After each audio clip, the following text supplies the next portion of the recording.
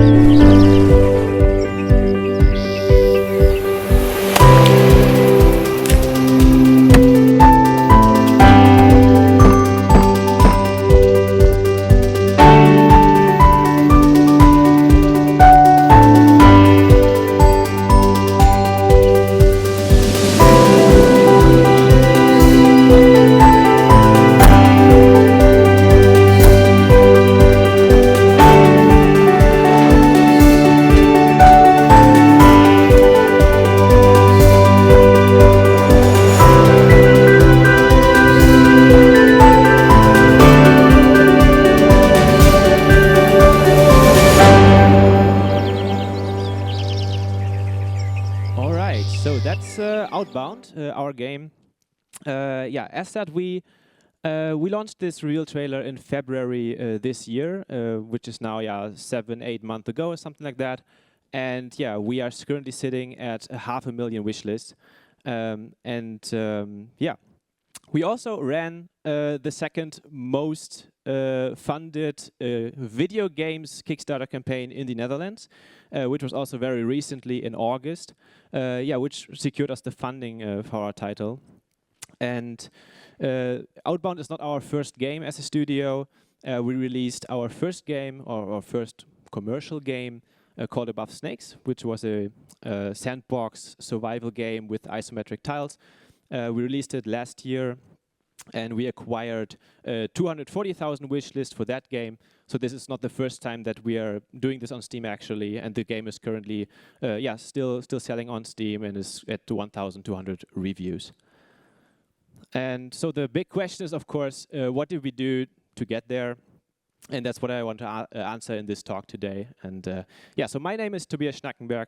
I'm an indie game developer, and I'm also co-founder of our studio, Glade Games. And so today we will talk about indie game marketing, or in other words, how did we get these juicy wish lists for our games. So most of these talks, they will talk about, okay, you need a really good Steam page in order to get people to wishlist the game. You need to contact influencers, streamers, YouTubers, get them to play your games, and then other people will see it. And also you need to opt into as many festivals as possible. With festivals, I mean stuff like, for instance, Gamescom, PAX, or also the smaller digital festivals that are recently run by Steam themselves. And so these are usually the things that get the eyes on the project, and we will talk about none of this today, because you can look it up elsewhere much better. I still want to emphasize on this is very important, and we are doing all of this for our game, and we did all of this in the past month. But there's actually a much bigger reason and something more important why we are there with the game where we are currently. I want to go very briefly over the 5 P's of marketing, and this is very theoretical, but we will need it in a second. The 5 P's of marketing is basically a theory that tells you about, okay, what is your marketing mix? How does it, what does it consist of? And that's product, price, people, promotion, and place.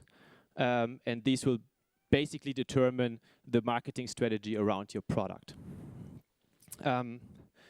So this is an example of how a development process of an indie game could look like. Like most games will be developed like that way, where you have like a pre-production phase, and after the pre-production phase, where you basically put together the engine, do the technical stuff, all of that, you will have a game reveal at some point, which in our case was the trailer that you just saw, and then you will enter the long production phase where you would put all the assets together, create the mechanics, all that kind of stuff. And at some point you do a release announcement, and you go into a pre-release phase where you do some final polishing, and then you release your game basically. So I see many other indie game developers online, for instance on Reddit, asking for advice, and they start doing their marketing when their game has reached its final form, like when you have all of your art assets ready, when you're proud of your game, when you can really show it to people, then you start posting it, posting videos, posting GIFs, posting images, wherever, and do your marketing at the very last. And I think this is very late in the process, and you could argue that it could be better to expand that period and do your marketing already during production, because every time you finish the feature, you're basically able to show that to the world.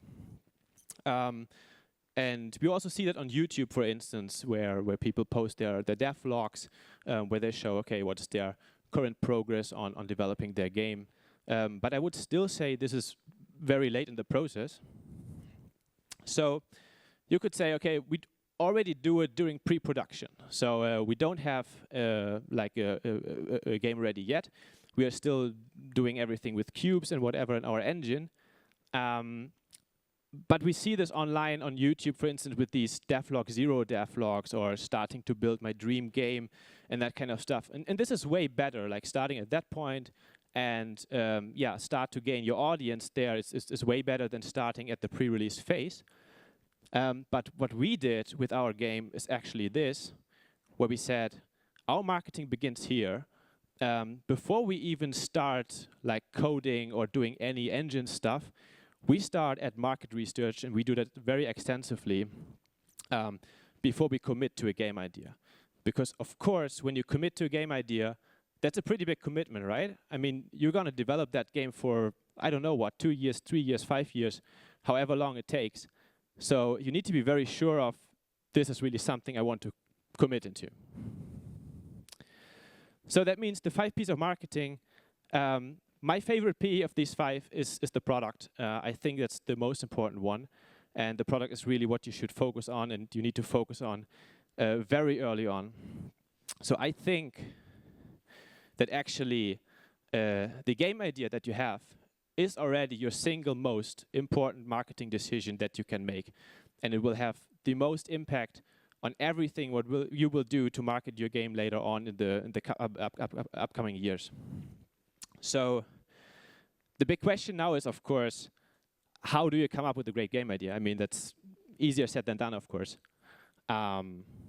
So how we did it is we said, okay, we're going to prototype. And in other words, fail fast. Because we don't want to spend like 3 years before we know, okay, our idea is not good. So for us as a studio, we did prototypes, and we were looking for 2 main things in these prototypes. And that was, we wanted to find the fun and the appeal in our game. And what that means is, this is a great diagram from a recent, taken from a recent YouTube video from Jonas Tyroller. Great marketing guy, is the indie game developer of Thronefall and Islanders. Maybe you've heard of these games. And so the fun in a prototype would be, what can we invent to keep the players, like to keep them playing the game? And the appeal would be, how would our product look like? Because that is, of course, important for players to make a decision. And also, and I think that's even more important than how it would look, is what is the fantasy of our game? Like, is that something that players are interested in playing? Because when they immerse themselves into a game, is that something that they want to be, that they aspire to be? So these 2 things are the most important one that we were looking for in prototypes, and I will show you a couple of prototypes in a second. But also, very importantly, And these are the other two things. And this diagram, more or less, it shows you, or it should show, what does your indie game basically consist of. And the other two things are the scope and the monetization. So when we have our fun and appeal, and we think this is a good idea in fun and a good idea in appeal, we'll still need to check, is that something that we are managed to able to build as a studio, which would be scope, and is that something that we can monetize later on, because of course we want to earn money with the games. Is that something people would be interested to buy? And the last question, would people be interested to buy this, can be answered with this. And this is a graphic from Chris Zukowski, also very known game marketer. This is actually from, I think, 2022, if I'm not mistaken. You don't need to be able to read everything of this. I don't know if you can read it. But we have like the game genres on the x-axis. And on the y-axis, we have the blue bars, which is number of games that has been released in that particular year. And this is only counting games, I think, with 1,000 reviews or more, because that's like the more serious games. And we have the red graph, which is what is the median earnings of these games. So basically, we can say the more on the left, the better the genre. The more on the right, the worse the genre, because then the median earning is just lower. And on the left, we have stuff like, the very left is, for instance, the roguelike deck builders, 4X games, simulation management. And on the right, we have, for instance, puzzle games, 2D platformers. And you can break it down into something more simple, where you just say, okay, there are some good genres on Steam and some bad genres on Steam. And when you prototype, you really have to focus on the good genres. And the good genres are everything that is like sandboxy, system-focused, strategy, moddable, building, something with either very, very grim graphics or very cozy graphics, because only the extremes work really well. Something that's replayable, and also janky stuff, because janky is just very streamable, janky physics, everybody just loves it. And on the other hand, there's this list of bad genres, and bad in a way, I mean, here's just a big disclaimer. Bad in general means that the average median earning is lower than from the genres on the left. That still means there are lots of success stories from games from genres on the right. It's just less likely. And for us, that means we're going with the odds, and we focus on the left side. And yeah, as said, I want to show you some of our prototypes that we did. And that is actually something we did mainly last summer after we released our game Above Snakes. We did some support for the game, some bug fixes and that kind of stuff, and then we wanted to move on as a studio. So we did prototypes, and we were lucky enough that we already had like a small established community with our first game. And we had a couple of subscribers on Patreon, like people that wanted to support us as a studio. And therefore, we were able to pitch them our game ideas and get some feedback. And this is, for instance, one of the prototypes we pitched. As you can see, it's very bare bones. The ones of you that know Unity know this is like the Unity basic skybox and gray cubes, and there's like nothing much to see, basically. But this is a prototype of a shooter where you have bullets in your drum. And each of your bullets has like a unique ability, and they also have abilities that they can interact with each other, so they can influence each other. And while going through your drum with your bullets, you would have like these crazy effects, and we were planning to make it like a roguelike, and so the idea was basically to have fun with some weapons and bullets here. And funnily enough, I saw a very similar idea recently being released on Steam in a 2D context. So somebody else picked it up, apparently had the same idea.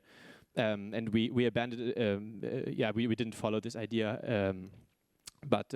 Just because we had others. And this was another one, for instance. And you can see we got like really broad with our ideas. This was a isometric tile-based city builder. And you can see on the left side, that's the Patreon post we created for that, and that we asked people for feedback. And this was like a full game loop, like a day and night cycle. You build stuff at day, you get attacked at night, and then you research and repeat, basically. And this was the prototype for our current game that we ultimately went with, called Outbound.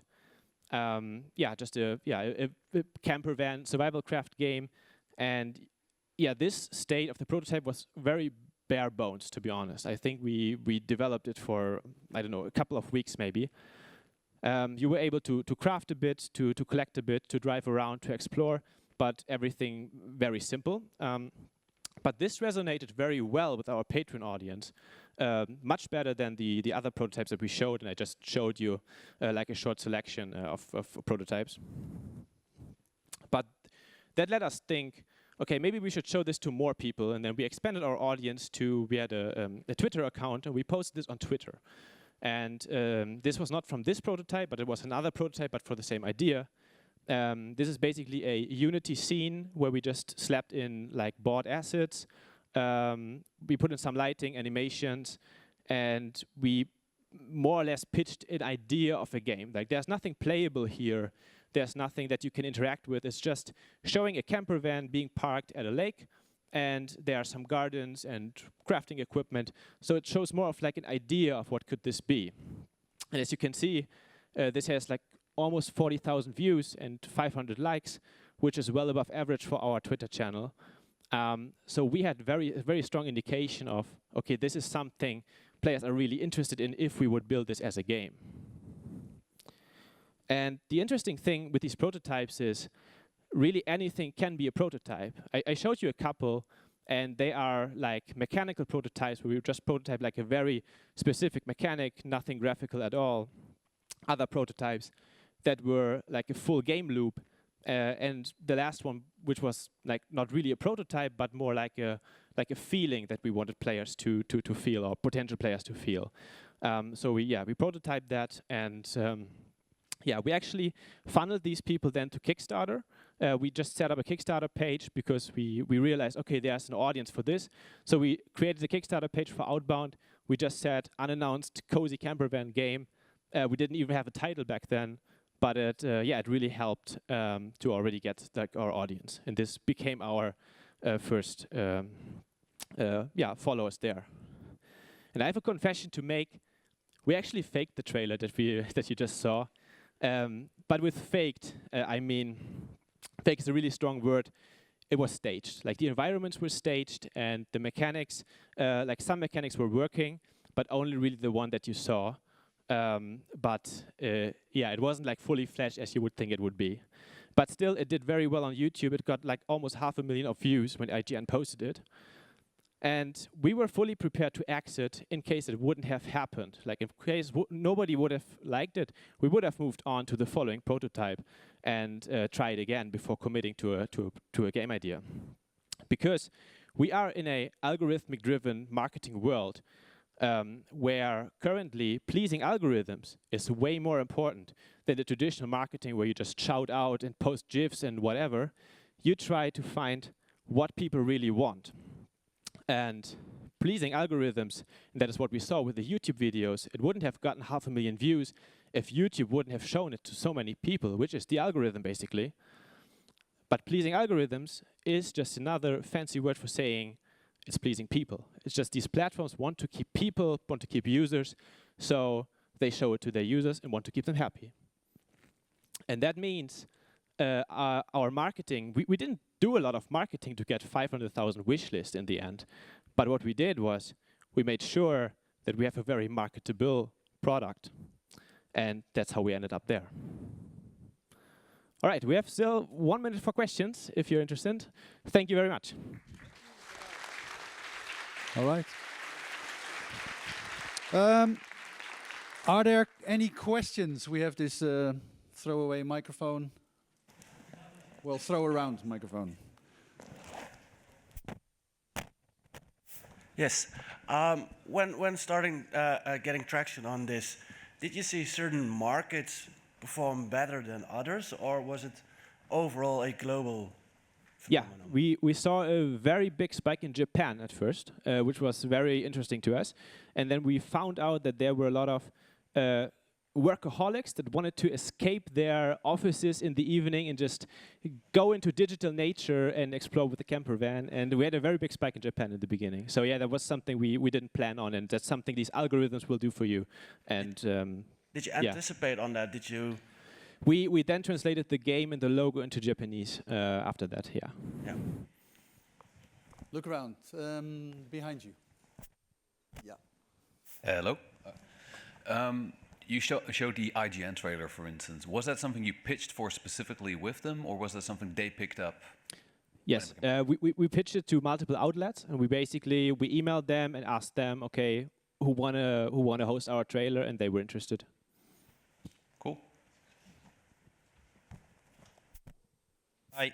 Did you also take the making a lot of prototypes approach for your first game, or was that more straightforward?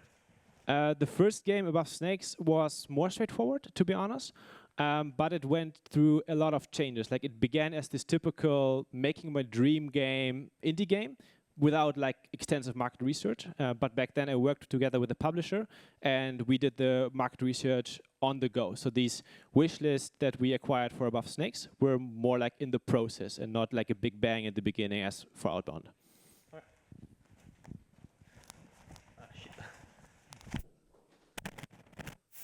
Hello? Okay, yeah.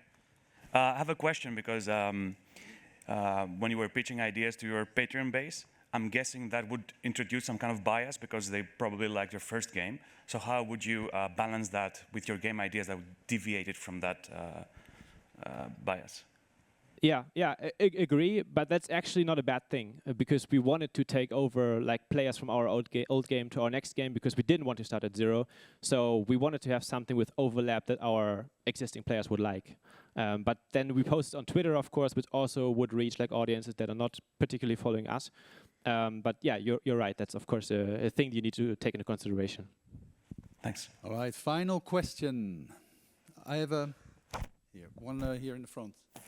There we go. Do the Patreon subscribers also double as a playtester? They were able to play some of these prototypes. Not the Outbound prototype, because it wasn't playable enough at that point. But for instance, the Islanders prototype and the Shooter prototype, they were playable, yeah. All right, thank you, Tobias. Thank you.